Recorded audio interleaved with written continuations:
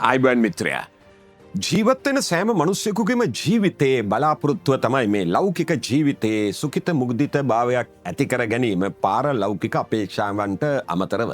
ඒ වගේම මෙවැනි YouTube නාලිකාවට රොක්වන ඔබ බහුතර දෙනාගේ අපේක්ෂාව තමයි මේ ජීවිතයේ තියෙන මට්ටමින් අඟලක් අඩියක් හරි ඉස්සරහට ගන්න. ඉතින් ජීවිතයේ සාර්ථකත්වයක් සොයන ඔබ වෙනුවෙන් වැදගත් කතාන්දරයක් ඔස්සේ ජීවිතයට පාඩමක් රැගෙන එන්නයි අදත් මගේ මේ සූදානම. මගේ මිත්‍රයා කතාව මෙහෙමයි. ඔන්න දවසක් තනිකඩ ජීවිතයක් ගත කරන නැත්නම් හුදකලා ජීවිතයක් ගත කරන වයෝවෘද්ධ මහත්මයෙක් තීරණය කරනවා තමුන්ගේ නිවසේ තිබෙන බඩු භාණ්ඩ විකුණා දමන්න. විකුණා දමා නිවසත් විකුණා දමා ඉතා සරල සැහැල්ලු ජීවිතයක් ගත කරන ඔහු තීරණය කරනවා ඔහු ජීවිතයේ සැඳෑ සමය ගත කරමින් සිටින නිසාවෙන්. ඔහුට මේක තනියම කරගන්න බැරි නිසා ඔහු වෙන්දේසි කරුවෙක් කැඳවා ඔහුට මේ මුළු වගකීම බාර දෙනවා තමුන්ගේ නිවසේ ඇති බඩු භාණ්ඩ අලවිකොට එය මුදල් බවට පරිවර්තනය කරලා දෙන්න කියලා. ඉතින් මේ වෙන්දේසිකරු තීරණය කරනවා මෙහි බොහෝ තිබෙන්නේ පරණ බඩු භාණ්ඩ නිසාවෙන් වෙන්දේසියේ එය අලෙවි කරන්න. ඔයා දන්නෝනේ වෙන්දේසියක් කියන්නේ මොකක්ද කියලා. වෙන්දේසියකදී ගැනුම් කරුවන්ට ලන්සු තබන්නට පුළුවන් ඉහළම ලන්සුවට තමයි බඩු භාණ්ඩ විකිණෙන පටන් ගන්නෙ. ඉතින් මේ වෙන්දේසිකරු දිනයකුයි කාලයකුයි එහෙම නැත්නම් වෙලාවකුයි තීරණය කරලා ප්‍රදේශ වාසීන් දැනුවත් කරා මේ නිවසේ ඇති සියලු බඩු භාණ්ඩ වෙන්දේසියේ විකුණන බවට. මගේ මිත්‍රයා අදාළ දවසේ අදාළ ස්ථානයට සෙනග රොක්කුණේ තමුන්ට අවශ්‍ය දේවල් මෙතන තිබේ නම් එය වෙන්දේසියෙන් මිලදී ගැනීමේ අපේක්ෂාවෙන්. වෙන්දේසිකරු වෙන්දේසිය ආරම්භ කරා නිවසේ ඇති එක භාණ්ඩ වෙන්දේසිය ඉදිරිපත් කරද්දී රස්ව සිටි අය ලන්සු තබන්නට පටන් ගත්තා. ඉහළම ලන්සුව ලැබුණු විට ඉහළම ලන්සුව ඉල්ලුම් කරපු කෙනාට නැත්නම් ලන්සුව තැබූ කෙනාට වෙන්දේසිකරු භාණ්ඩ එකින් එක අලෙවි කරන්න පටන් ගත්තා. මේ අතර වෙන්දේසිකරු නිවසේ කෙළවරක තබා තිබූ දුහවිලි වැදිච්ච එහෙම නැත්නම් පරණ වෙච්ච ඒ වගේම බොහොම අබලම් පෙනුමක් තිබෙන පරණ වෙච්ච පෙනුමක් තිබෙන පියානෝවක් වෙන්දේසියට ඉදිරිපත් කරා. බැලූ බැල්මට ඊටම පරණ ඒ වගේම අඳුරු අවරණ පෙනුමකින් යුතු මේ පියානෝව සඳහා සැලකුතු වෙලාවක් යනකන් වෙන්දේසියට රස්ව සිටි මිනිසුන්ගෙන් ඒකට අවශ්‍ය ලන්සු තැබීමක් සිදු වුණේ නැහැ. සැලකිතු වෙලාවකට පසුව ඉතාම පහළම ලන්සුවක් ඒ ලන්සු තබන්නන් අතරින් ඉදිරිපත් වුණා. බොහෝ වෙලා යනතුරු එය මිලදී ගැනීමට තරඟකාරීත්වයක් ඇති වෙන බවක් දකින්නට තිබුණේ නැහැ. මේ ශාලාවේ කෙළවරක වාඩි වී සිටි රැවුල වවාගත් ඒ වගේම බොහෝ වයෝවෘද්ධ පෙනුම තිබෙන මිනිසෙකු තම අසුනින් නැගිට හෙමින් ඉදිරියට ඇදෙන්න පටන් ගත්තා.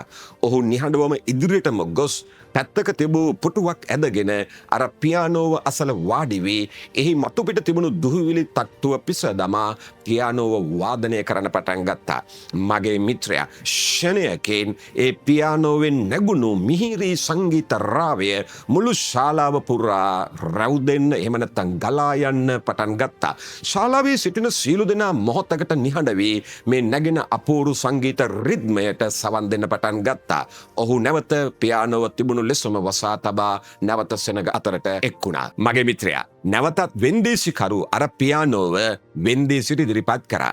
එවිට ලන්සු තබන්නන් ඉතාම තරඟකාරී ලෙස පොරකමින් මේ පියානෝව මිලදී ගැනීමට තමුන්ගේ ලන්සු ඉදිරිපත් කරන්න පටන් ගත්තා. ඇත්තටම මෙතන අලෙවි වෙමින් තිබුණු භාණ්ඩ අතරින් ඉහළම මිල එහෙම නැත්නම් ඉහළම ලන්සුව ලැබුණේ අවසානයේ මේ පියානෝවටයි. එය මේ වෙන්දේසි ඉහළම ලන්සුවකින් විකිණී ගියා. මේ කතාවෙන් අපේ ජීවිතයට ගන්න තියෙන මොකද්ද?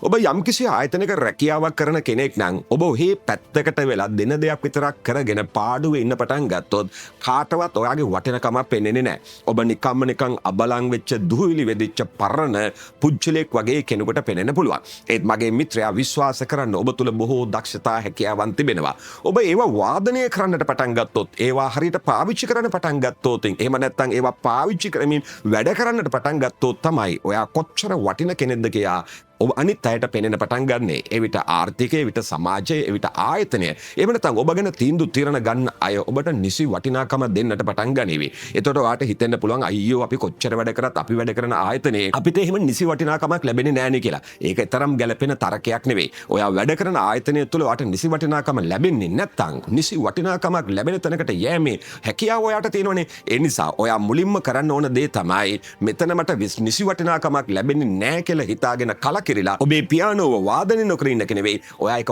වාදනය කරන්න පටන් ගන්න. එවිට වටිනකම දන්න කෙනෙක් අදාළ වටිනකම ඔයාට ගෙවන්න පටන් ගනිවි.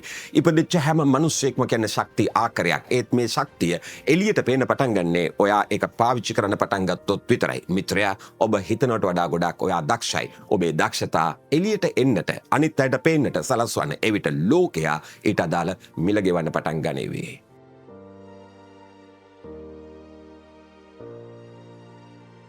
Life Skill Academy.